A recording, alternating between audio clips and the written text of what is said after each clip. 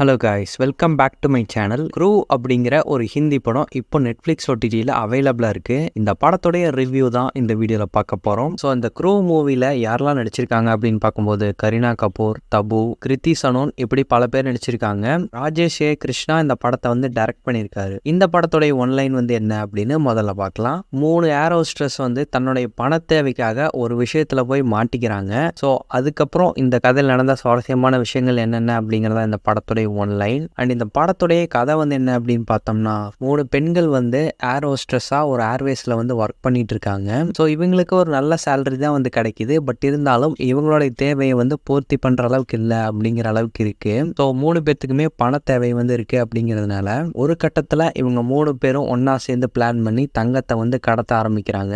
So இவங்க ஒரு ஏர் ஹோஸ்டர்ஸாக இருக்கிறதுனால ஒரு ஊர்லேருந்து, அதாவது ஒரு நாட்டிலேருந்து இன்னொரு நாட்டுக்கு தங்கத்தை கொண்டு போகிறது ஓரளவுக்கு சுலபம் அப்படின்னு சொல்லிட்டு இவங்க 3 பேரும் துணிஞ்சு இறங்கி இந்த கள்ளக்கடத்தில் வந்து ஈடுபடுறாங்க. இவங்க பண்ற இந்த ஒரு விஷயத்தினால கஸ்டம்ஸ் கிட்ட ஒரு பாயிண்ட்ல வந்து மாட்டிக்கிறாங்க.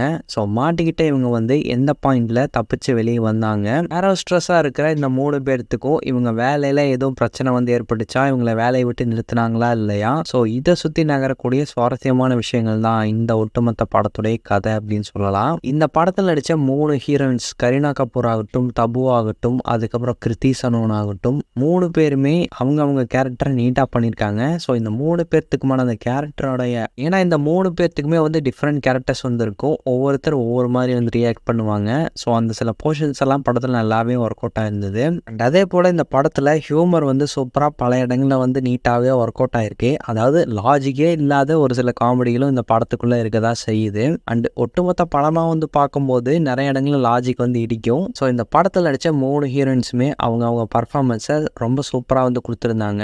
இவங்க 3 பேர்த்துக்கும் இடையில நடக்கக்கூடிய கான்வர்சேஷன் சீக்வன்ஸ் ஆகட்டும், அப்புறம் இவங்க பண்ணுகிற இந்த சின்ன சின்ன கலாட்டாக்கள் ஆகட்டும், எல்லாமே இந்த படத்தில் வந்து செம காமெடியாக வந்து ஒர்க் அவுட்டாக இருந்தது. படத்தில் வரக்கூடிய சின்ன சின்ன ட்விஸ்ட் அண்ட் டர்ன்ஸுமே வந்து எக்ஸ்பெக்ட் பண்ணாத விதத்தில் நல்லாவே ஒர்க் அவுட் ஆயிருக்கு. ஸோ 3 பெண்களை பேஸ் பண்ண ஒரு கதை அப்படின்னாலே வந்து அது முடிஞ்ச வரைக்கும் நிறைய படங்களே இன்ட்ரெஸ்டிங்காக வந்து கொடுத்துருப்பாங்க. உதாரணத்துக்கு தமிழ்லேயே வந்துட்டு பார்த்தீங்கன்னா மகளிர் மட்டும் அப்படிங்கிற ஒரு படம். ஸோ நான் சொல்கிறது பழைய மகளிர் மட்டும் அந்த படத்தை வந்து சொல்கிறேன். அதுக்கப்புறம் 3 ரோசஸ் அப்படிங்கிற ஒரு படம் வந்து 2003 வந்துட்டு வந்துச்சு. ஸோ அந்த படமும் பார்க்க நல்லா இருந்திருக்கும். நிறைய பேர்த்துக்கு அந்த படத்தை பற்றி தெரிஞ்சிருக்காது இப்போ இருக்கிற ஜென்ரேஷன் பசங்களுக்கு.